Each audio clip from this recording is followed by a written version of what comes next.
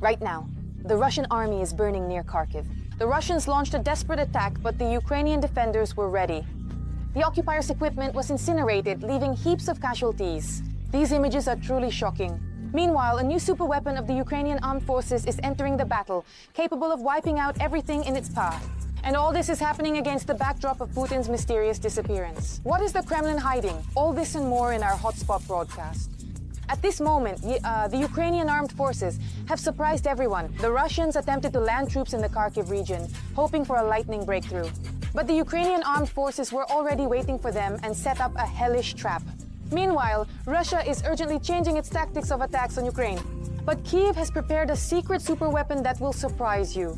All the details coming up. Russian troops are systematically using chemicals on the front, particularly in the Zaporizhzhia region. There are increasing reports of Russians using munitions with poisonous gas. This is reported by the main intelligence directorate of the Ministry of Defense of Ukraine. It mainly concerns RGV grenades which are dropped from drones. The gas used by the Russian invaders affects the mucous membranes and respiratory tract, and being in the affected area without protective gear can be fatal. An examination of the chemical substance used by the Russians is currently being conducted to accurately identify it, as stated by the main intelligence directorate of the Ministry of Defense of Ukraine. In the Kharkiv direction, the enemy attempted to break through the defense of Ukrainian defenders near Vovchansk. The Russians used 3 armored vehicles and 8 units of motorized equipment.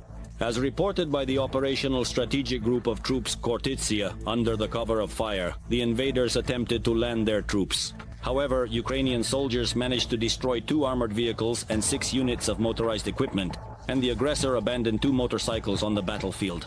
At the same time, on the Lyman direction, the Russian army attacked near the settlements of Katerinivka, Rekivka, Bilohorivka, and Hrihorivka. In the Kramatorsk direction, the enemy attempted to advance on the positions of Ukrainian defenders in the area of Chasiv Yar and Andrivka. In the hottest Pokrovsky direction, Russian occupiers stormed in the areas of the settlements of Yelizavetivka, Kotline, Bodanivka, and Andrivka. There is a threat of an offensive on various sections of the front in the Sumy region, Kharkiv region, but there is also the Pokrovsky section, the southern front, and the Lyman direction. Well, there are a number of directions where the Russian Federation would like to exert pressure further and is attempting to advance. And attacks on the civilian population are one of the vectors. That is, they are pressing on the front to capture pieces of territory there. And at the same time, they are exerting pressure on the civilian population. That is various, let's say, points of effort application to improve their negotiating position and force everyone to accept the conditions of the Russian Federation, starting with the civilian population. Well, I have already explained how to do this. And ending, in fact, with the official negotiators who are now trying to conduct the negotiation track. The large-scale offensive of the Russians in the Zaporizhzhia direction was stopped by the fighters of the National Guard of Ukraine. The enemy made a large-scale breakthrough attempt, deploying 3 tanks, 18 infantry fighting vehicles, an armored personnel carrier, and more than 40 motorcycles. The Poltava Guards destroyed most of the armored vehicles along with the paratroopers and crews, and most of the motorcyclists were also eliminated. The warriors of the 44th Separate Artillery Brigade, named after Hetman Danilo Apostol, repelled another assault attempt by the invaders in the Zaporizhzhia direction. Ukrainian fighters managed to destroy an enemy mortar crew, 3 vehicles, and 2 M-STB guns. Destruction of enemy manpower and military equipment along the entire front line.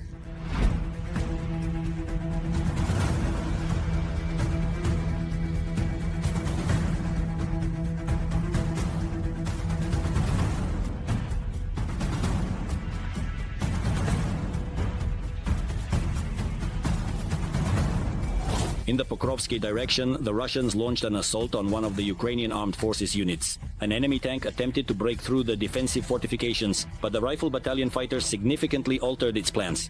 The Ukrainian army also repelled the enemy's assault in the Toretsk and Kramatorsk directions.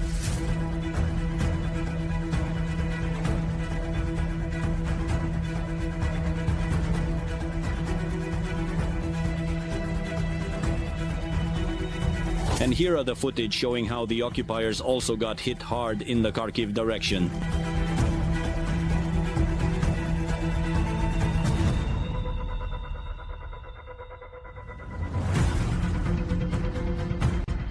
But the occupiers are not idle.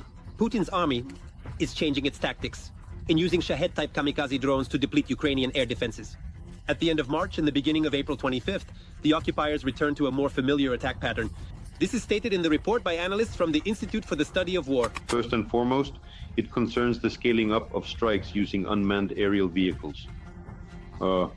It should be noted that the Russian Federation has abandoned the tactic of simultaneously striking several regions of Ukraine. If previously it was a simultaneous strike on 10 to 12 regions to expand the geographical area of impact, currently the Russian Federation is focusing its efforts on striking a specific regional center with the maximum number of UAVs. The Russian authorities are deliberately prolonging ceasefire negotiations so that the army can advance on the front and strike Ukrainian defensive and civilian targets. The hell in Ukrainian Sumy is a testament to this. In addition to changing tactics, the strategy of striking has also changed. If previously the targets were energy and logistics facilities, now they are exclusively residential areas of Ukrainian regional centers. The goal is terror against the civilian population. And the main objectives are to create panic, chaos, and distrust in the actions of central and local authorities. Moreover, the Russians continue to upgrade drones and ballistic missiles. This significantly complicates their interception for Ukraine's defense forces. After the arrival of the Patriots, Ukrainian military successfully destroyed Kinzhal and Iskander missiles. However, now the enemy is improving their weaponry, and shooting down such missiles has become more difficult. First, decoy drones are sent, then accordingly strike drones, and only then, at the moment of depleting the air defense, a strike is made with cruise missiles on civilian targets. This all allows the Russian side to break through the layered defense system of Ukraine's air defense forces. In addition, there is indeed a modernization of offensive means, primarily cruise and ballistic missiles.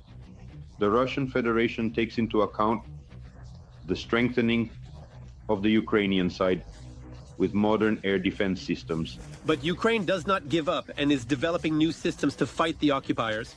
For the first time, a video of the Trident combat laser tests has appeared online.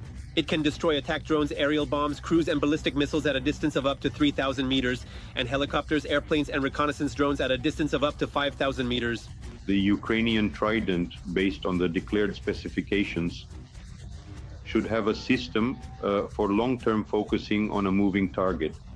For example, the British counterpart can focus at a distance of up to 1 kilometer with an accuracy of up to 23 millimeters.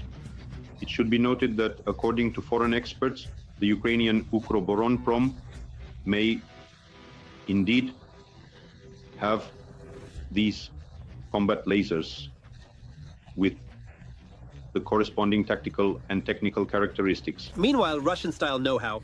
Local enterprises are covering with nets and installing electronic warfare systems to protect against drones. But this doesn't seem to help them much. It's a complex of problems.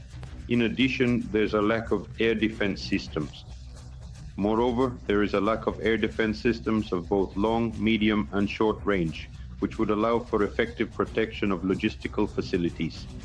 Additionally, the Russian side has a serious problem with electronic warfare systems. Therefore, the drones of the main intelligence directorate of the Ministry of Defense of Ukraine currently have the capability to strike targets on the territory of the Russian Federation at a distance of up to 2,000 kilometers. Plus, accordingly, the Russian Federation is forced to use the tactic of deploying air defense systems. This is the so-called focal tactic, meaning to cover the main infrastructure objects. This means that the defense forces of Ukraine skillfully destroy the enemy not only at the front, but also create problems at important sites for Russia. We have already told you about the new superweapon of the armed forces of Ukraine, the Trident laser. But that's not all. Ukraine is deploying two more latest domestic developments that are already causing panic among the enemy. A naval drone and a strike drone that turns enemy equipment to ashes.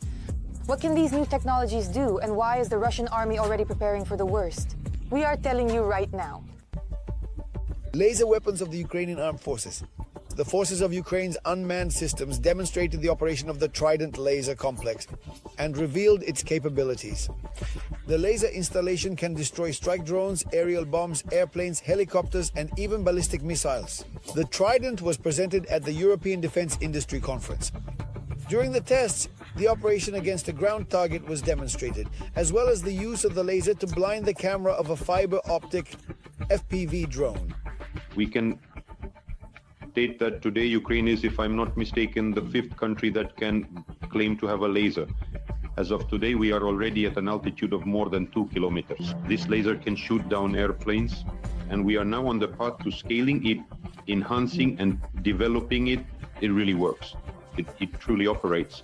Trident will be able to destroy strike drones, aerial bombs, cruise and ballistic missiles at a distance of up to 3 kilometers, and helicopters, airplanes and reconnaissance UAVs at a distance of up to 5 kilometers. The entire essence of laser weapons lies in the ability to focus the laser beam and accurately position it on a moving target. The statement by Sukharevsky, the commander of the Unmanned Systems Forces of the Armed Forces of Ukraine, holds not only military, but also consequently political significance. That is, the Ukrainian side is demonstrating the capabilities of its domestic military-industrial complex in the development of the latest means of destruction. Moreover, it concerns the ability to neutralize the main factor of Russian attacks, namely attacks using unmanned aerial vehicles on both the residential infrastructure of Ukrainian cities and accordingly the ability to protect deep energy facilities. But these are far from all the innovations that were presented at the European Defense Industry Conference.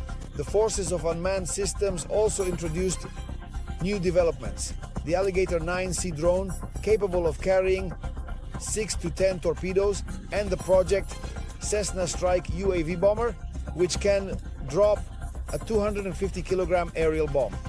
The drone's range is up to 600 kilometers as a bomber and up to 2,200 kilometers in kamikaze drone mode. Ukraine, in recent years, has been developing a whole series of maritime drones, unmanned, which have actually become the prototype of the so-called Mosquito fleet. That's it. And they have shown and proven their effectiveness against large and medium-sized ships. The developments of the Ukrainian defense industry are more than successful, and even our enemy has taken notice of them. A pro-Russian public page with an audience of over 1 million writes about the new Ukrainian weapon. The Ukrainian drone forces have introduced a new maritime strike unmanned boat, the Alligator 9. The very fact that the Ukrainian side continues to modernize its unmanned fleet shows that technology is not standing still.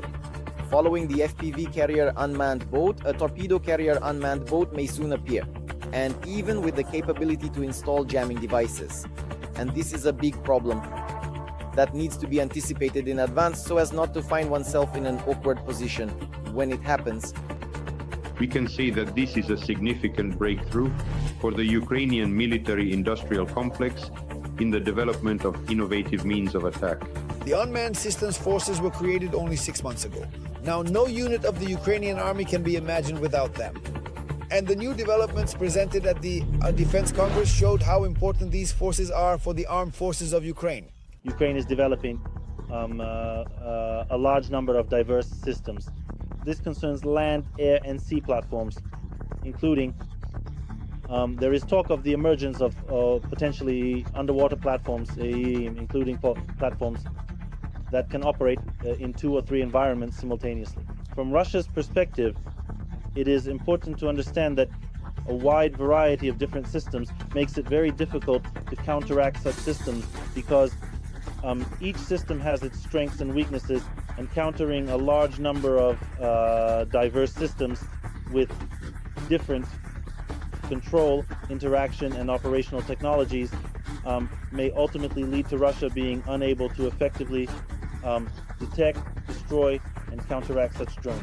In the near future, mobile air defense groups may receive Trident systems instead of machine guns, which will significantly increase effectiveness in combating Russian attacks. And the Alligator 9 drones and Project Cessna UAVs will strike enemy infrastructure from the sea and air.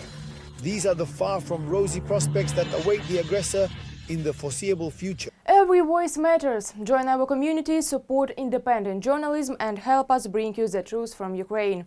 Become a member of Ukraine Today. Join us now. The Russians are preparing a new summer offensive. Experts have already called it a failure for the Kremlin. Putin's plans are falling apart even before they begin. Ukrainian drones are doing their job. The UAVs of the armed forces of Ukraine are a new army of death.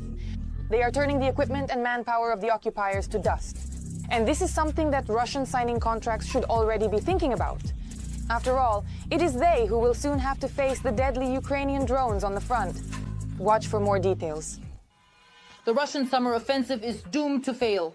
This is the conclusion reached by Western analysts, writes The Telegraph. Despite the fact that Putin's horde has intensified attacks on Ukrainian positions, the occupiers have a huge number of problems. Among them are a shortage of personnel, depleted reserves, low level of coordination, and plain incompetence. Russia has no major military victories on the front line, so they want to create the impression that there are huge movements and advantages. We do not see this on the ground. The Russian troops lack tanks and armored vehicles, and they will not be able to capitalize on any minor successes they manage to achieve. Just last year, Russia lost 3,000 tanks, 9,000 units of armored vehicles, and at least 13,000 artillery systems. In the fourth year of the war, the Kremlin is assaulting the positions of the Ukrainian armed forces with 1970s equipment and poorly trained infantry. Complete helplessness in the sky as well. Ukrainian air defense takes down everything that approaches the front line. Therefore, Putin's hopes of grabbing even more Ukrainian land before a peace agreement is signed remain without a chance. The only advantage the enemy has is in numbers. Manpower is essentially, well, a kind of expendable resource for Russians. Manpower is essentially a kind of expendable resource for Russians. Therefore, their ability to mobilize will determine the scale of the offensive, which, according to our commander, Syrsky, is already underway. And this first stage is already underway. These small groups that are trying to cross the border, and we see that, indeed, the Russians today have a shortage of armored vehicles. Their brigade-level units are not equipped according to the standards that the Russian army itself has. And the mother? Well, the Russian army itself. Well, the Russian army itself. Putin has taken up a new batch of cannon fodder. In particular, in Moscow, they are intensifying propaganda. New recruitment points have opened at metro stations, and additional banners and volunteers with leaflets have appeared in the districts. Verska writes about this. At the same time, the payments for signing a contract remain at the previous level. 1,900,000 rubles from the regional budget and 400,000 from the federal budget. The motivation for the new contract soldiers varies, from patriotic feelings to financial benefits, and the desire to change their lives. Among those interested, there are also those who previously had convictions and now see service as a chance for rehabilitation. And the bunker plans to send another 160,000 people to their deaths.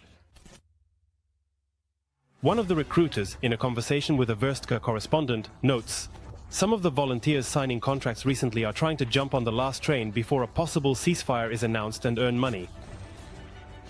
Today, the Ukrainian army is eliminating more than 1,000 Russians every day. I mean, this includes both killed and wounded. So, numbers like 1,200, 1,300, 1,700, these are already familiar figures that demonstrate our effectiveness and the fact that the Russians truly do not value their personnel.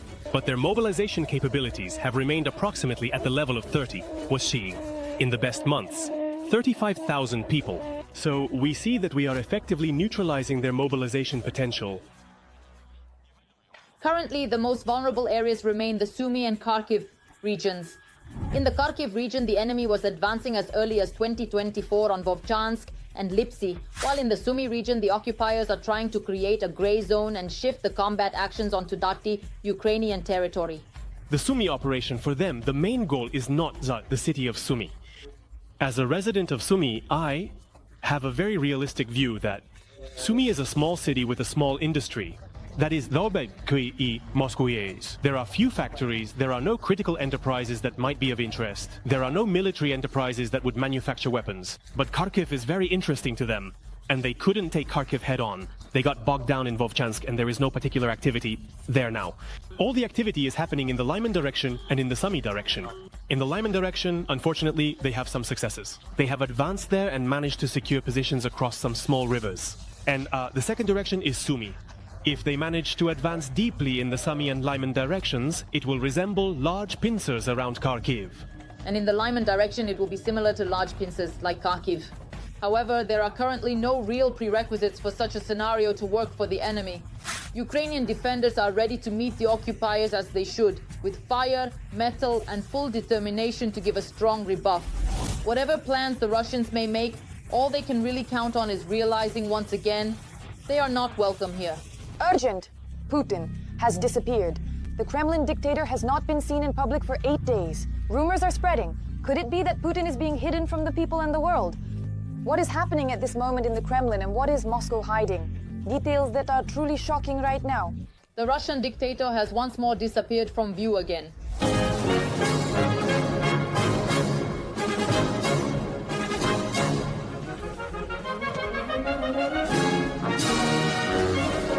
Vladimir Putin has not been seen in public for more than a week. There are unofficial indicators and no one disputes them. The last time he appeared at events was on April 1st. On that day, he met with China's Foreign Minister Wang Yi. I know you have a large and busy visit schedule. Well, first of all, it is related to the preparations for the visit to Russia by the chairman of the People's Republic of China. We will prepare a good, comprehensive program. As well as with the President of the Republic of Srpska, Milorad Dodik. This is already the second such disappearance of the Russian president since the beginning of 2025. Of course, there are no official explanations from the Kremlin. After all, they skillfully hide his tracks there. The Kremlin is trying to show that he hasn't disappeared because just yesterday, information appeared on the Kremlin's website that he met with the governor of the Moscow region, Andrei Vorobyov. It's clear that this could easily be pre-recorded. Only the conversation is presented there. So when he actually met, no one knows. But the Kremlin positions it as if he met yesterday. As some Russian media report, Putin is currently in Sochi, where he first took a break and then began preparing for international contacts with world leaders who will come to Moscow for the Victory Day parade. Another version is that the Russian dictator is deliberately avoiding comments on the trade war that has erupted between the US and Russia, particularly regarding the actions of the American President Donald Trump, and thus has disappeared. This situation is easily explained. It is explained by Trump's pressure to conclude a truce. Putin does not understand how to react because on one hand, he does not want to stop fighting, and on the other hand, he does not want to anger Trump, as oil prices, for example, have already fallen. And what else the crazy Trump might do is unclear, what he might do. Therefore, he is trying to retreat into a hole and take a pause. Let's also highlight another topic that is still unclear for Putin. It's the intense clash between Trump and Xi Jinping. And it's not advantageous for Putin to take either position. This again suggests lying low and staying silent. Because if he sticks his head out of this hiding, someone might ask him something and he doesn't want to answer. And so he sits and watches to see how it will all end. Lying low is typically customary behavior for Putin when he simply doesn't know how to proceed. By the way, one of the very unpleasant things for him is, of course, the shelling of Kryvyi Rih. No matter what Peskov says about Russian troops targeting military and paramilitary objectives, it is obvious to the whole world that this is an unprecedented strike on residential areas, resulting in the highest number of child casualties in a single attack. And here, Putin finds it very unpleasant to be in such a situation. And there's nothing to respond with. And so he acts as usual, retreating into the mud like some catfish or another bottom-dwelling fish. However, this is not the first such situation. For example, in March 2015, Putin did not appear in public for 10 days.